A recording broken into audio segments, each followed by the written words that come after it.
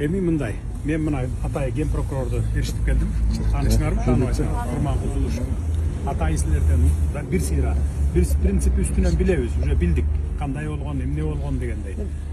Анан кийин мен мораторийди жоюп, кызыл китеп бергиле дегенде бардыгына эмес. Кызыл линия деген бар, билесиңер, ошого кирип кеткен жерди ошол жерге салып алганга хоть эле өлтүрсөңөр да биз бере албайбыз. Анткени кызыл линия деген кызыл линия. Үстүнөн жогорку чыңалуудагы линия өткөн жерлер болот. Алдынан баягы связьдин кабелдер өткөн болот. Же болбосо вообще кызыл черта жол түшө турган жер болот. Андайларга бере албайбыз. Андайлар дагы бар. Андайлар дараңарда бар. Алар сразу эле эсинде болсун, аларга бере албайбыз. Калган масса 90-95% аларга беребиз. Кызыл линияда эмес болсо. Бул жер жок беле? Кызыл линияда жок. Кызыл линияда эмес, бардыгында салынуу. Түшүнүктүү, анда түшүндүңүз да сиз.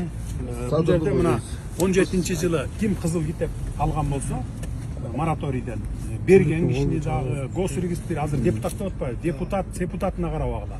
Бул жерде бүт жер саткан мафия 15 жылдан бери бүт бар мафиялашып кеткен да. Сотко да берет, прокурорго да берет, милицияга да берет, алар крышевать этип мына ушундай ызы-чууну жаратып атат. Бул бүгүн эле жаралып аткан ызы-чуу эмес, илгертен бери келаткан ызы-чуу. Ошон үчүн эч кимге карабай туруп жоопко тартасызбы. Ошол сот 17-жылы кайсы жылы сот карап чечип берип коюп атат бир тарабына? 17-жылы.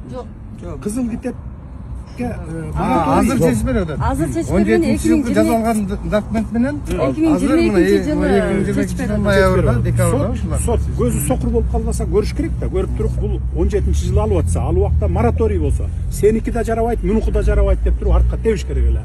Силерге извещение коюш керек эле правоохранительный органдарга. Же болбосо местный кеңешке мону туралагыла, жокко чыгаргыла мунуңар. Жок, туура эмес бул деп туруп ошончу керек эле.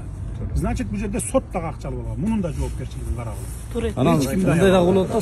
Күнөөлүүлөрдүн бардыгын могу жердеки жанакы бир кишиге эки неме саткан, жер саткан, 2-3 саткан бардыгын жоопко тартылат. Качан гана ошолорду жоопко тартылса, ошондо ушундай ызы-чуу токтойт. Жоопко тартпай, кол ирисине тартат болуп защита кылып карабай койсоңор, ал уже дагы кете берет. Туура.